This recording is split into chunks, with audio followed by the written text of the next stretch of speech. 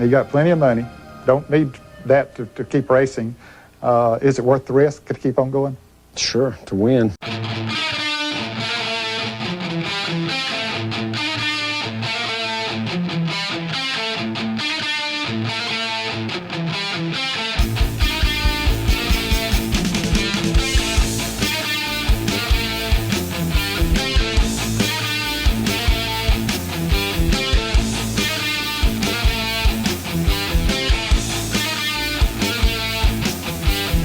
He's the Intimidator. You know, when he's at his best, watch out. All right. He's a dirty, rotten scoundrel. Dale Earnhardt is bad to the bone. He's not a guy that you want to have on your bumper here at Talladega on the last lap. Getting a challenge from Tim Richmond, but he closes again right in behind Earnhardt. Down on turn 4. And Earnhardt loses it, goes on the grass, comes back, and Elliott goes inside. And Earnhardt still got the lead. Incredible. Feel a funny at 95 car out. Oh, big ass. Need to come up there and try to give me that flap.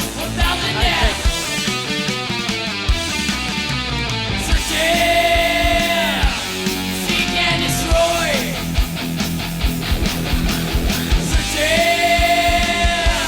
Seek and destroy.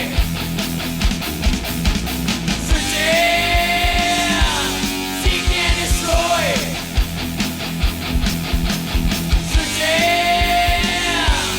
Seek and destroy.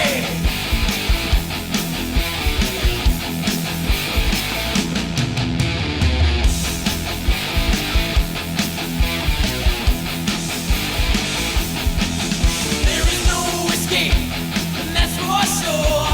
This is the end, we won't take anymore. Say goodbye to the world you live in.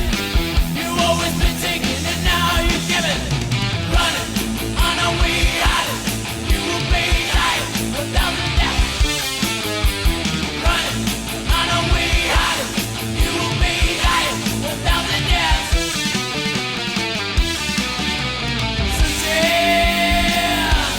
Seek and destroy.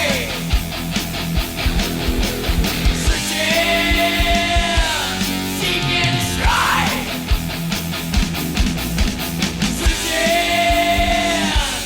Seek and destroy. Dale Earnhardt's racing career started in Kannapolis, North Carolina, where a young Dale Earnhardt dropped out of high school and used all the money he had left to enter local stock car races. He most likely had the same dream all his competitors had, and that was to reach stock car racing's highest level, NASCAR.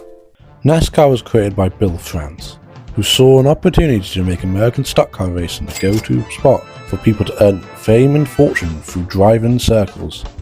One of those people was a driver named Ralph Earnhardt. Ralph Earnhardt was a star, and he used his racing talent to lift his family out of poverty. He did not want the same for his son, Dale Earnhardt. Dale Earnhardt saw his father as his greatest inspiration, and he saw racing as his only shot at greatness. Despite his father's wishes, Dale Earnhardt did become a racer and compete at the highest level. However, Ralph Earnhardt wouldn't live to see it. Ralph Earnhardt died of a heart attack at age 45.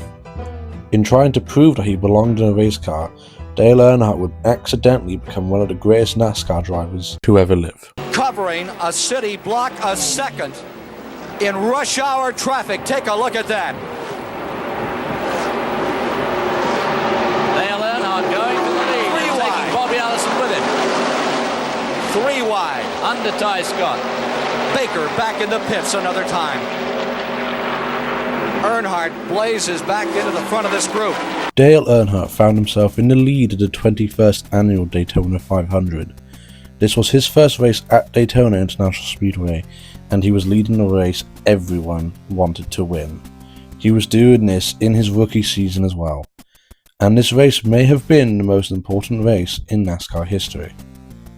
The reason for this is because this was the first ever live televised 500-mile race in the history of American sports, and NASCAR found themselves in the middle of fortunate circumstances, as a blizzard covered the eastern US and left families stuck indoors with nothing to do but watch the Daytona 500. There was an estimated 15 million people watching that day, and they saw a young Dale Earnhardt lead his first ever Daytona 500 and only his second NASCAR race. Dale Earnhardt would end up finishing 8th this time around. Not bad for his rookie season, but his first Daytona 500 would be overshadowed by what happened in the final lap, as it was perhaps the greatest finish in NASCAR history. All come down to this. Out of turn 2, Donnie Allison in first. Where will Cale make his move? He comes to the inside. Donnie Allison throws the block. Cale hits him. He slides. Donnie Allison slides. They hit again. They climb into the turn. They're hitting the wall. They're head on the wall.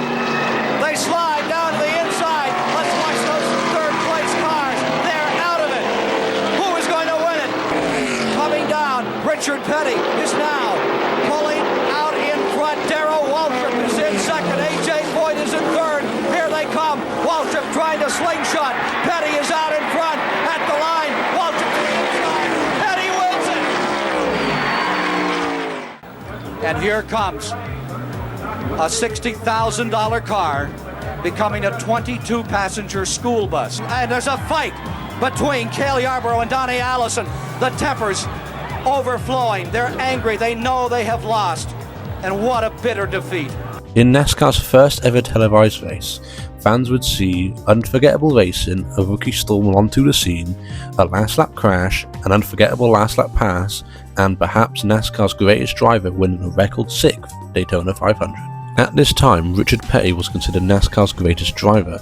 His stats today are seen as untouchable, with his 200 career wins and 7 Winston Cups. The thought of anyone competing with numbers like that was seen as laughable. And if someone was going to do it, it would need to be a driver that no one has ever seen before. Dale Earnhardt ended up winning his first race 2 months later and finished 7th in points and won the 1979 Rookie of the Year.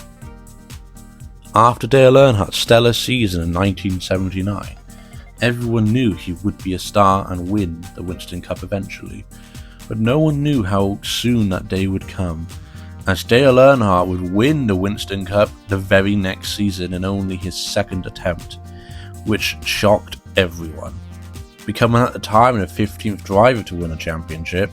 But even though Earnhardt has proven that he was in fact great, he has still got a long way to go to be considered the best.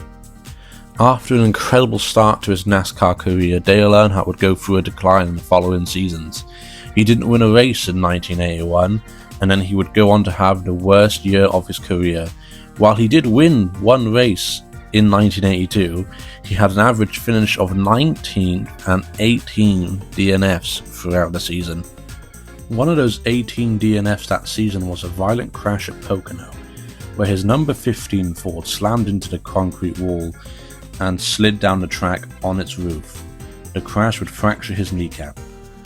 Dale Earnhardt wouldn't let this stop him from racing next week at Talladega, where he would suffer another heavy crash. This was definitely the worst period of Earnhardt's career, and people started to wonder if his 1980 championship was just a fluke. But Dale Earnhardt didn't give up. He pushed forward, and soon he was back in his winning form. 1 lap to go. As this tremendous group of cars thunders into turn number 1. Terry Labonte in front. Earnhardt is there in second. Then in third, it's Buddy Baker on the outside. Bobby Allison is in fourth. Harry Gadd is on the inside in fifth. At 200 miles an hour, all of these cars contesting for the lead. Earnhardt closes ground. He's going to try the high side. Earnhardt going to turn 3 at 200 miles an hour. Winds it up. Fires it in there. And it's Earnhardt going in front. Baker to second. Labonte back to third. It is still Allison in fourth. And now on the inside, Terry Labonte begins to move. Labonte back to second as they switch positions and shuffle down out of the turn. Dale Right for Earnhardt. They're racing for second back there. Open the door for Earnhardt. as they come out of the flyover. The checkered flag belongs today to the Richard Childress crew. Dale Earnhardt has done it again.